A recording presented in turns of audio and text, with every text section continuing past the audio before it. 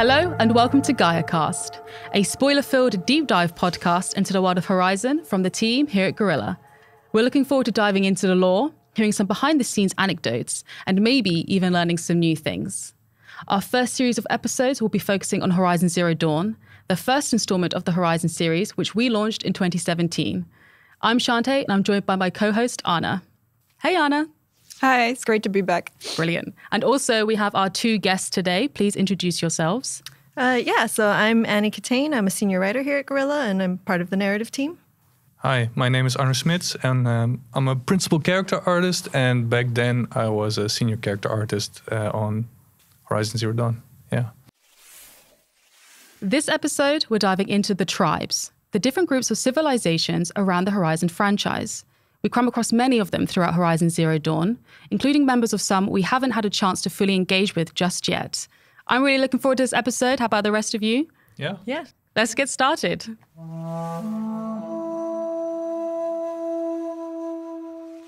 So in Horizon Zero Dawn, we meet various tribes. How does the team approach designing these? So from a visual perspective, we started out with this very huge flowchart based on what we got from narrative.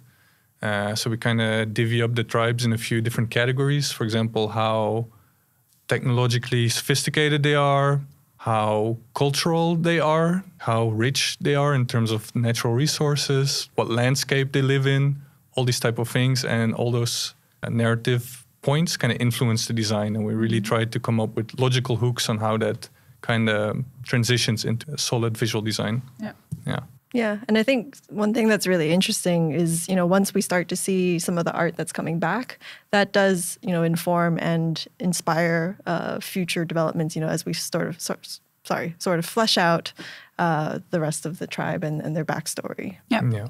And how did the different tribes come about, splitting up in the story and defining their own different cultures, fashions, and religions? Yeah, so, all the tribes that we meet in Horizon Zero Dawn, they all started from the same cradle facility. So, after the world ended, Gaia was made as the terraforming system to sort of repair the biosphere and bring life back to the Earth. And part of that plan was to reintroduce humans eventually. And so, things went a little wrong with Ted Faro messing with the Apollo database. But eventually humans were reintroduced into the wilds, and at first, they stayed pretty close to home. We have the Nora who just stayed around the cradle, and they eventually revered it as this sacred mountain, as an all-mother, believing that's the goddess within it. Whereas some of the other tribes, they eventually migrated outside of the sacred lands. We have the Karja, who it's very part of their history and their backstory, how they left. And then, we have the Banuk, the Oseram, even the Tanakh Utaru out in the Forbidden West. They originated from this place as well. Yeah, the first tribe we come across, of course, as a player is the Nora tribe. How would you describe the Nora tribe from Aloy's perspective? Yeah, Aloy, she grows up as an outcast of the Nora tribe, and she experiences sort of the brunt of their extremism in terms of how they treat outcasts, how they view someone who's not part of the tribe. She has a pretty complicated history. She'll always feel very strong connections to the tribe because of it's tied to her origins. But at the same time, she has a lot of, feelings about their traditions, about their laws, and how they treat others. Balanced with, you have characters like Rost and Tirsa and Varl. Yeah. These are people that are trying to better the tribe, and she respects them, she likes them. So it's a bit of both. Yeah, and after leaving behind the Nora tribe, after she's basically being treated as an outcast her whole life, which tribe does Aloy kind of has closest affinity to after that? Yeah, partly she'll always be Nora, and part of that is, her iconic look of her character design has that Nora outfit. And like I was saying, she has that history with them, with her origins. But she really, especially after the Proving and as she explores more of the world, she doesn't really have a tribe, right? She's someone who belongs to the world in a lot of sense. You know, she meets a lot of these tribes through her journey, and she sees the good in them, the bad in them, and she's always gravitating towards the people she wants to help in these tribes rather than the tribe as a whole. Yeah, definitely. And during the Frozen Wilds, we spend some time with the Banuk tribe. Is this a tribe that Aloy somewhat understands or relates to thanks to her Nora upbringing, or does she struggle to fit in with them too? Yeah, I mean, so, you know, the Banuk, they are up in the frozen north, so they're shaped by the land they're in. You know, it's very cold, it's very extreme. They value survival at almost any cost. And so Aloy sees, you know, some of that extremism, and that's similar to what she's experienced with the Nora, but in very different ways, because the Nora, it's all about their religion, and the Banuk, it's more about survival. And because of her outcast upbringing, she does have that sort of anti-traditional view. And, you know, just because something is the law, and that doesn't mean that it's necessarily right or the best thing. And so she does butt heads with the Banuk in that way. But at the same time, you know, she meets characters like Aurea and Aratak. And, you know, you can see in the Frozen Wilds, like at first she's really, you know, kind of going against Aratak, and they have this friction between them. But by the end of it, they've formed this friendship and this bond, and she really respects him. So there's a balance there. And the Banuk and Nora tribes are quite distinct from the other tribes that we see in the game. How did the team approach designing them, as they look quite similar, but also they have their differences? Yeah. Well, so the main thing you're thinking about is where are they living? Because they're both kind of hunter-gathering tribes. That kind of describes the Nora perfectly, but the Banuk also do a lot of hunting. So all the ingredients that make up their costume pretty much need to be kind of sourced locally. For example, one of the most interesting things is with the Nora, you have a lot of leather there, but there are no large animals in the world of Horizon. So we can't have like cows, for example, to have leather. The biggest things we have are like a boar. So you can see that the Nora have these interesting patchworks of clothing, for example. So that's really nice. And then we also try to think a lot about their role in the complete tribe. So if you see like a lineup of Nora, they all kind of have the same leather, kind of torso usually, and some kind of fabric for the pants. But then, of course, you also want to introduce robot pieces because hunting is a big part of their culture. And you'll see that the Nora hunters still actually use pieces of the robot to be like armor. And it's very rudimentary, like stitched to them. And you can very clearly see usually what part of the robot it belonged to. And this is really something the hunters gather themselves. So if you look, for example, at the children or the mothers that stay behind in the village, they have like 0 to none robot parts on their costume usually. And the matriarchs, which are like the highest member in the tribe, they often get gifted nice robot pieces. So they usually have some type of robot piece in the helmet. And then another big element that's part of them is the kind of crochet and the knitting aspect of it. You can see the people that stay behind in the town, they have more time to do these type of activities, to make these very, very labor-intensive wool shawls and other things you see on the Nora. So you see those more on the mothers, and then again, the matriarchs get gifted these type of things to kind of embellish their costumes. That's really interesting. I didn't know that they were gifted those pieces, like the matriarchal figures. Yeah. I don't know where I thought they got them from, but it's interesting that they were gifted to them. Yeah. Well, I don't think it might be explicitly explained, but I kind of remember like when we are creating this stuff, we kind of also make like stories of it ourselves. So why is this happening? Yeah. So we kind of feel like the mothers in the town, they have a lot of time to do these type of activities, and like since the matriarchs gather so much respect, like that's kind of how they get these impressive garments over time. That's really cool. Now I have this image in my head of like Tirsa trying to go out and hunt machines. Yeah. Yeah, that makes sense. Annie, how would you answer the same question, but from a narrative perspective? You know, the Banuk and Nora tribes, they're distinct from others in the game due to their religious beliefs, their matriarchal figures. Do you think these tribes are similar, and do they have why are they so different from the other tribes in the game? Yeah, I mean, so I kind of touched on this already a little bit, but you know, what Aloy sees in them of what's similar is that extremism of, for the Banuk, it's survival. For the Nora, it's the idea of clinging to their religion and to the idea of All Mother and how strict they are about staying in the sacred lands. So I think in that way they're very similar, not in terms of the actual specificities of what they believe in, but just the way that they approach that. And I think all of the tribes, not just the Nora and the Banuk, but they are a product, like Arno was saying, of the land that they're in and what their relationship is to that land and to the machines that inhabit it. So, everywhere you go, everywhere Aloy goes, the tribes have each tribe has a central conflict that's developed for them.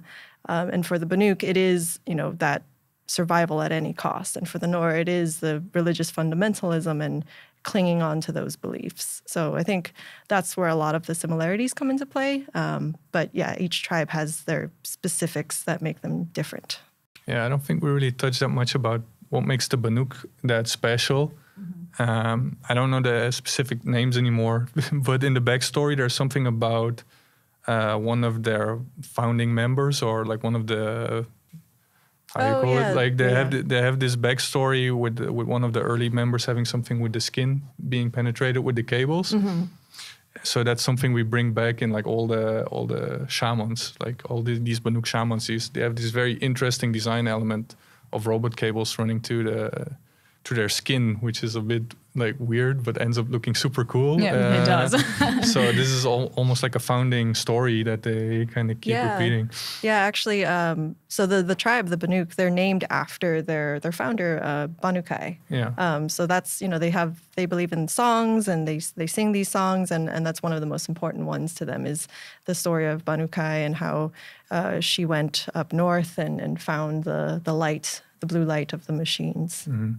So you can see in general there's a lot more respect for what happened in the past and like a very sense of culture, because also for the Nora, they tend to wear their robot pieces in a very practical sense. They just take what they have and they use the holes that are existing in the robot pieces. They don't modify them and they just kind of wrap things around. While the Banuk, they kind of, they choose their robot pieces. They usually tend to make these kind of animal skull-shaped helmets. It's very theatrical, and they also have the blue ropes hanging everywhere, all to kind of have a sense of showmanship almost, That was one of the, when I was playing the game, when you're in Meridian for the first time, you see a lot of Karja there, but then there's like this one Banuk who's hanging out, and he just has this such distinct, just the blues of his outfit are just so distinct that you're like, there's something different about this guy. Yeah. And same like that, we tried to pick color palettes that are from the environment. So in general, the Banuk are very like icy blue. That's based on the mountains. The browns that they use in their costume are very desaturated because they're based on rocks and the mountain colors and not on any warm brown colors you would see. And then they have these very interesting lakes that in the area that have this kind of gradient of very vibrant colors. Yeah. So that's something they use in their costume as well. So it kind of connects them better with their environment. Yeah.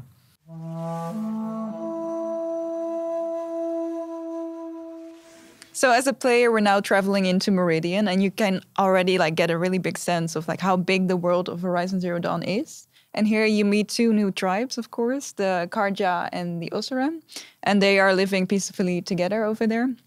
So how would the team go about designing these tribes? Mm-hmm. Okay, so the most interesting aspect about these two tribes is that they're both the most technologically advanced kind of tribes we have, at least seen so far.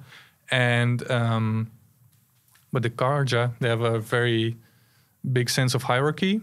You have the king and the priest. There's even a much stronger sense of religion in that tribe. And all this reflects in their costume. They want to see kind of at a glance who's important and who's not. So the main thing about the Oseram is that they can forge their own metals. So that's a really big part of their identity. So they wear a lot of leathers to protect themselves while they're doing this activity. And those leathers, they're not that well maintained. There's soot and everything on it. Yep. And also just the fabrics they're wearing, their linen, they're very compared to the Karja, they're very simple materials and they're a lot more sturdy as well. You know, everything is kind of made to be super practical. They don't want to have to deal with rips and things in the middle of it, so they prefer their materials to be like nice and strong, so they can just keep going about their day. Yeah. And how do the team actually approach balancing the outfits, like style versus function? Because we know that the Karjas, they are, you know, particularly stunning. Yeah. But when they go into like war fights, their outfits are still practical. So how does the team go about doing that? Okay. I think one of the most interesting things we had for the Karja is in-house we had like a gradient. So we have like a triangle of the hierarchy pretty much, with the king at the top and the peasants at the bottom.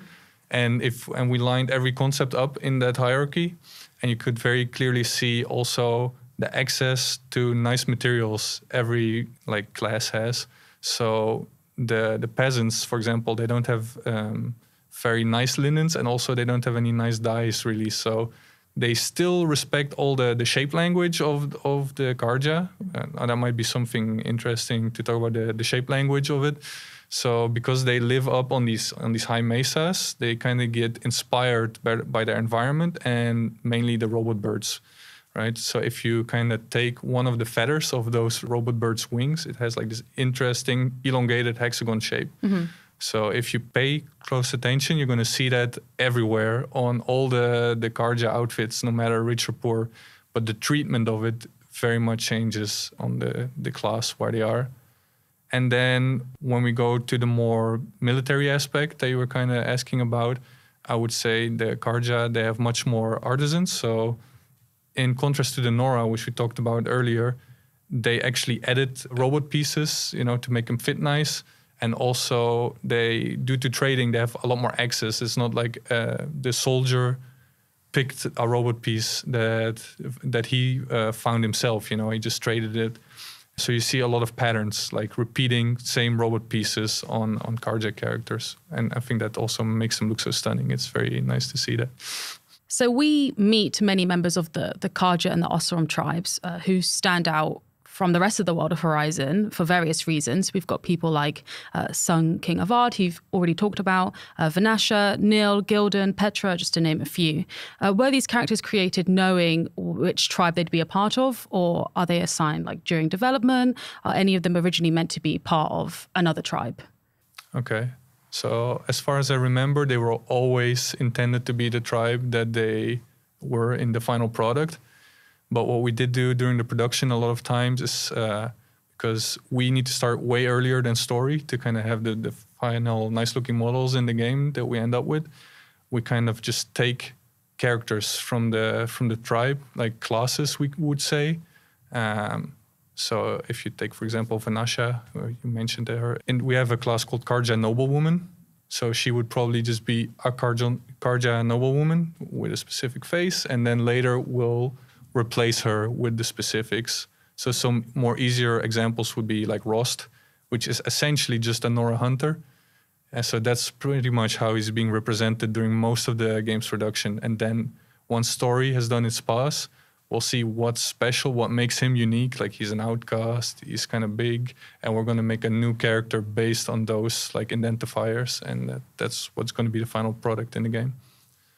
Yeah, I mean, what's really interesting, like from our perspective, you know, when we get to creating a character, we really look at, you know, their backstory, what role they need to fill in the story, and that's intrinsic to their tribe. Like I don't think we have a single character who was developed without their tribe in mind, because that's so tied to who they are. I mean, examples being, you know, Sun King Avad, as we mentioned, you know, his role in Horizon Zero Dawn and who he is as a person, that really is tied to being the Sun King, and you know, he couldn't be anyone else besides that.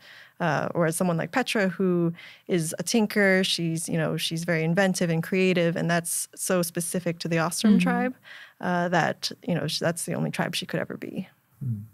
I just think about how much I love Vanasha's outfit. Yeah. She's just dressed so cool. And you know, the Karja, they seem to be the most advanced of the tribes, thanks to their kingdom. We also see like the elevator, which is so unique to that tribe.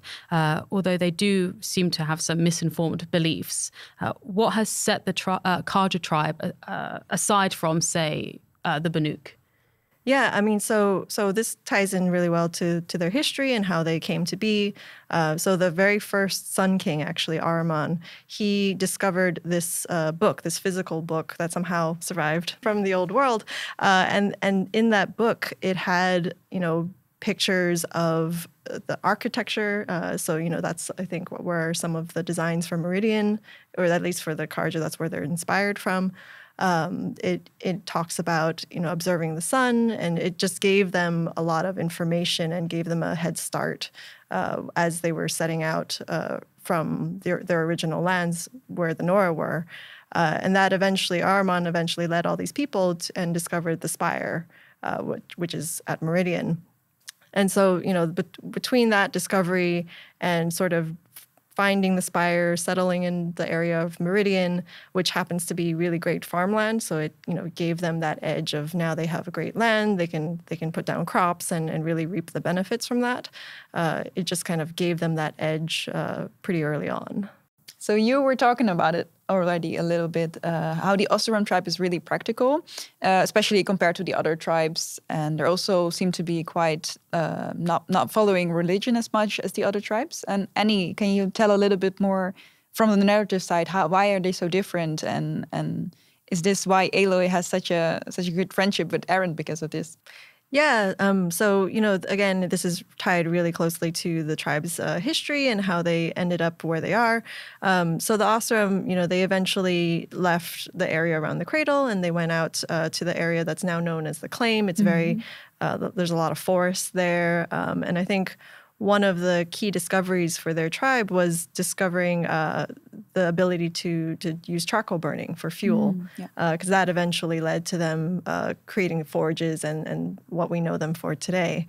So I think that's really what makes them different and what sets them apart. And the practicality side of it just comes from their experience navigating through the world and ending up where they are.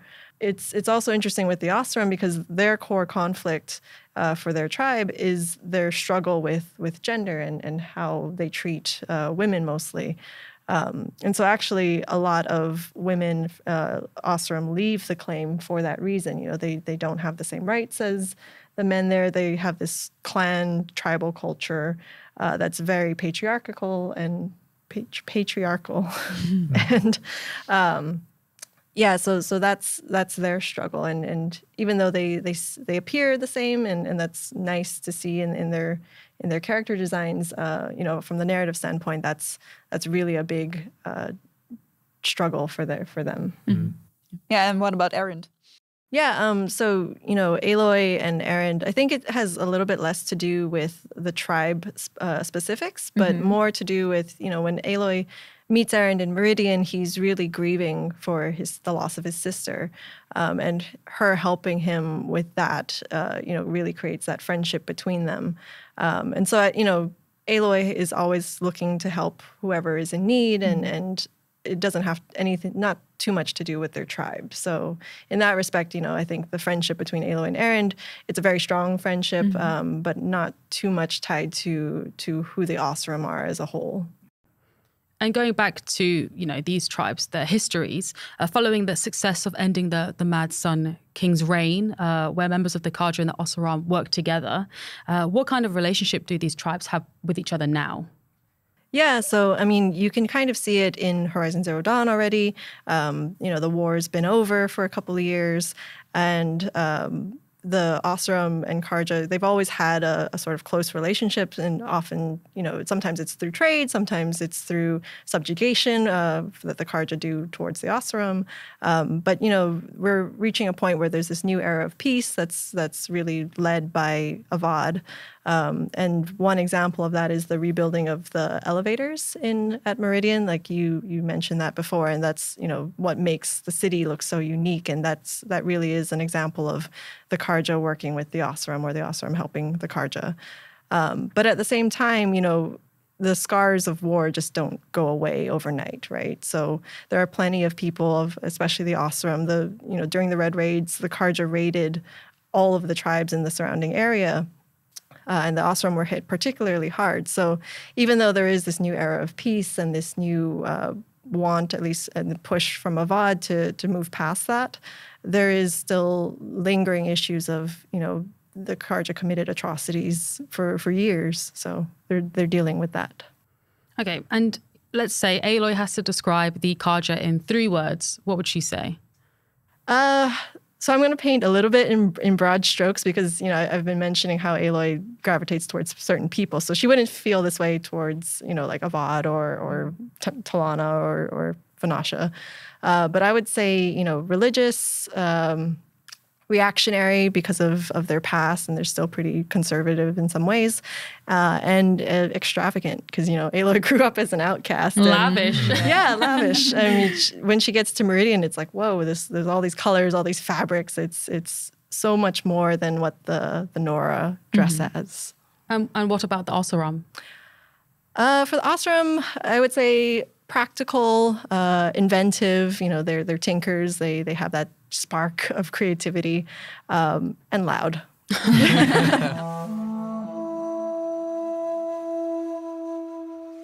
I'm very interested in learning more about the Tanakh and Utaru. Can you tell us a little bit more about them? Yeah, so, in Horizon Zero Dawn, we already got a glimpse of a couple of these characters in a couple side quests. For the Utaru, they live in the Forbidden West along with the Tanakh.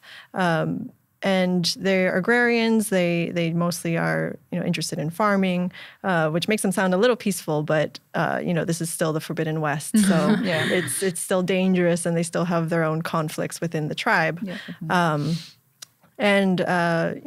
One of the things that's interesting about their culture is they have this belief in the cycle. So this is tied to their agrarian background, you kind of see a little bit of this in the character you meet in Horizon Zero Dawn with Rhea, her name is, and she was captured during the Red Raids and escaped, whereas her friend didn't make it. So she's come back to lay her friend to rest, and that is, tied to their beliefs.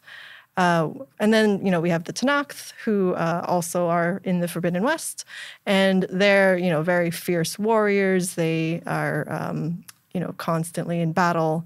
And we've seen some teases of this already, I think, in the trailers. But yeah, they too are shaped by the land around them and their conflict with the machines. And now we've seen like a little bit of the blight.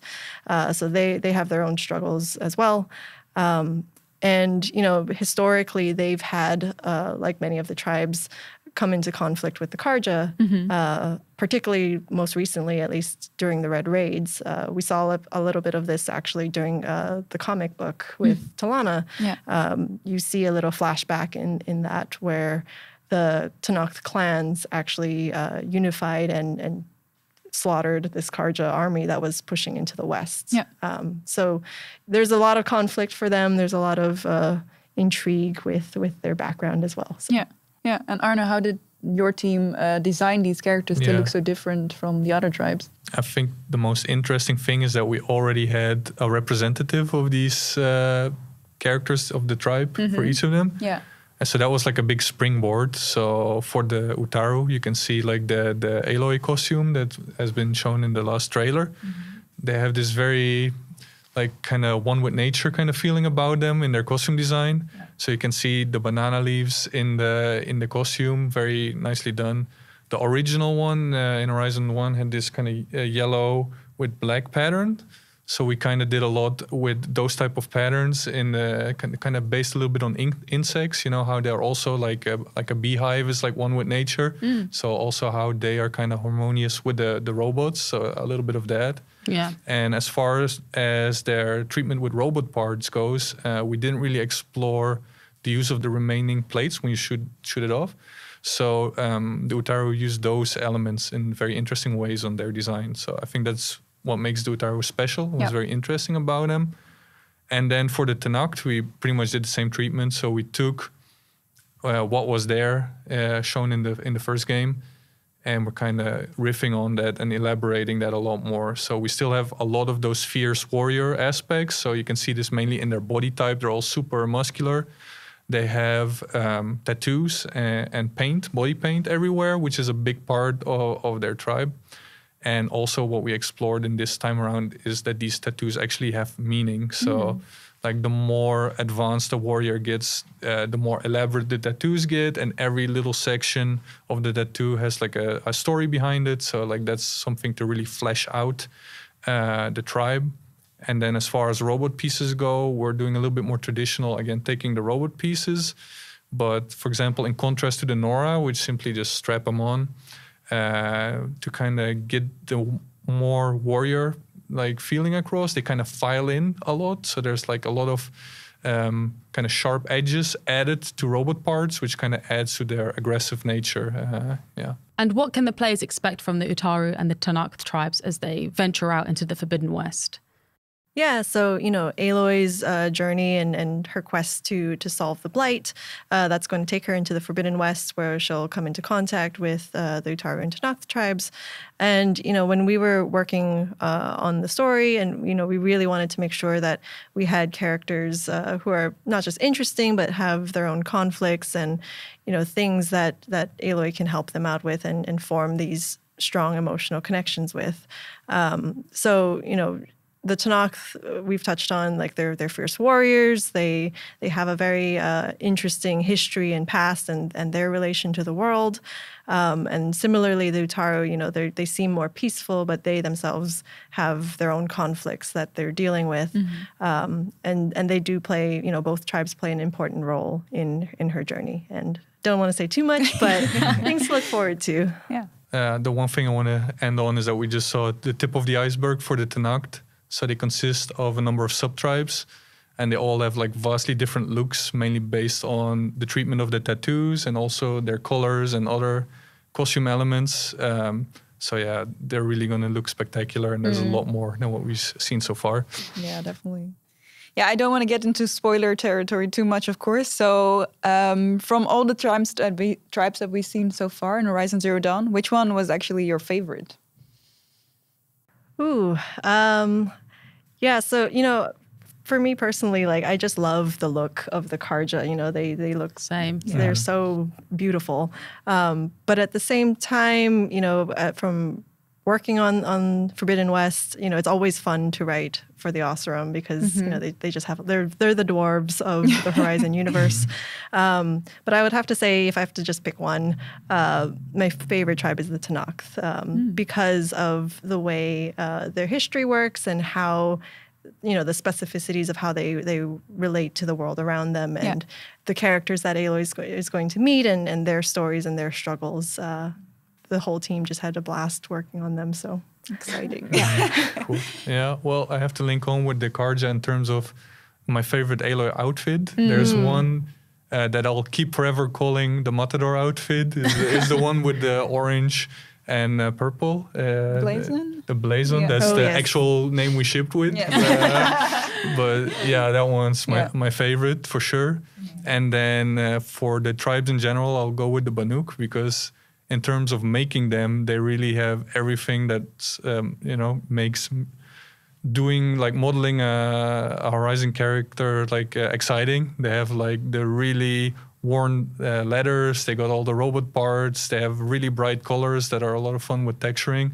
So they're just the complete package of what's fun about making a Horizon character. So, yeah, I would definitely agree. I think for me, I would say the Karja purely for the outfits. Yeah. But when it comes to their history and learning more about them, for me, I loved playing the Frozen Wilds and visiting the Banuk. Yeah, I have to agree with that. Why is nobody picking the Nora? Maybe one of our listeners wants to share their love for the Nora. We're coming up to the end of this episode now. Thanks so much for joining us, Annie and Arno. How did you find today's episode? Oh, it was fun. It's always fun talking about the tribes and going over all their differences and similarities. Yeah, I had a blast. It was really nice. Let us know what you think on social media. You can find us on Twitter, Instagram, and YouTube. You can also interact with us via #Horizon Gaïa Cast. We'll soon return for a 5th episode where we'll be diving into the Eclipse and Shadow Karja, 2 dangerous groups of enemies that have had a huge impact on Aloy's life. We're looking forward to seeing you then. Bye!